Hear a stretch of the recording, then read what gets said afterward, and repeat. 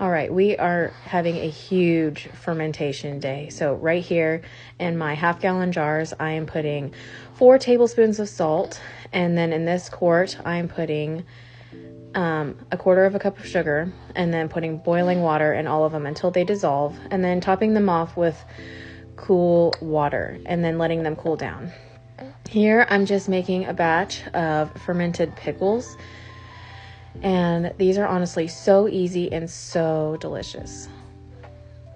And I decided, because I didn't have enough room in the jar for all these pickle spears, that I was just going to cut whatever was left over and throw them in another jar and make like pickled chips. And I keep them pretty thick because I found that if you make them too thin, they could get kind of slimy in texture, and this kind of ensures that they stay good and crunchy. But if you like slimy pickles, make them thin, but I want them to be crunchy, and so do my kids. And I'm trying fermented carrots for the first time, and I'm just going to do it in a small jar, and I'm just going to fit as many of these carrots as I can in there. Carrot sticks, at least. I just decided that I was just going to try to ferment new things that I haven't tried before, especially since I made a ton of brine. And, if I already had it, I thought it would be fun to try. And now I am peeling all kinds of garlic, enough to fill a jar. That took forever. And I've washed my hands like 72 times, and my hands still smell like garlic. Oh, I'm showing you how I save garlic peel scraps. And I was super bummed. I wanted to make sauerkraut, but somehow it froze in my fridge. And now I'm just feeding my sourdough starter. You can't really tell because the sun's hitting the jar.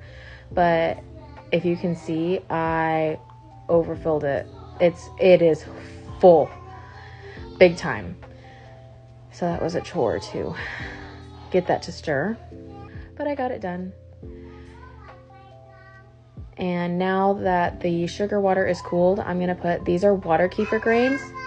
And I'm going to reconstitute them and get my summer water kefir going. And now I'm just gonna pour all of the brine into my jars, and after I fill them, I like to put glass weights on top to keep the vegetables underneath the brine.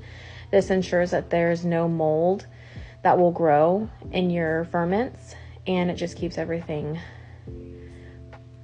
nice and, I can't think of the word, just under the brine. And then I use fermentation lids so gas can get out, but things can't get in. And here I'm just showing you how I keep all of my ferments in separate areas of my kitchen, because apparently you're not supposed to have them together.